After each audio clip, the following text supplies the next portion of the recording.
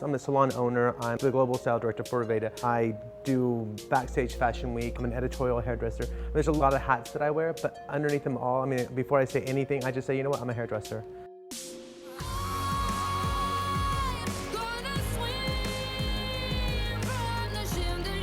You know, I think hair became my passion a long time ago. I remember watching a talk show and they did makeovers on it. And it was this hairdresser named Jose Iber. He's the guy that wore the hat and the long ponytail. And he came out and he did a makeover, and it was just this really, there's this transformational thing that happened to the woman. She just became a different person, but at the same time, you know, it was watching him do his craft, and I was just like, you know what? I looked over, I was watching it with my dad, and I remember saying, Dad, that's what I want to do. I want to be a hairdresser. He said, that's for sissies.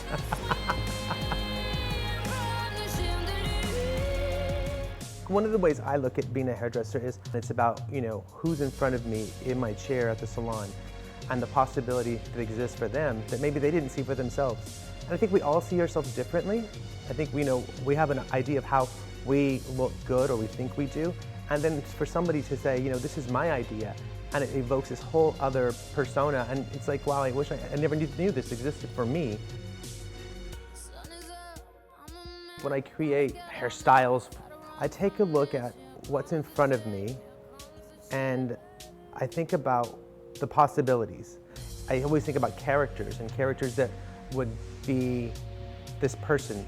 Who would she be? What would she be? What would she feel like? What would she be wearing? What would she be? You know, what's her move? All those things that go into my head. It's that vision of what it could be to create a new story. And then that's where I really feel like I am an artist.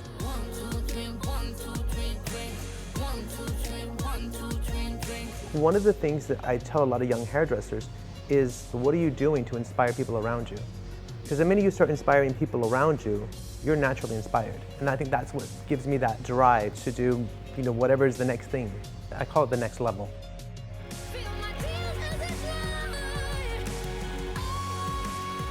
I think naturally, yeah, I think I've always been a risk taker. I love taking risks, and I think that's what business is. Pushing yourself to do photo shoots, pushing yourself to do fashion shows, pushing myself to be better than I was the year before. It's all a risk, you know, who knows? And I'm always willing to fall on my face and get right back up and do it again.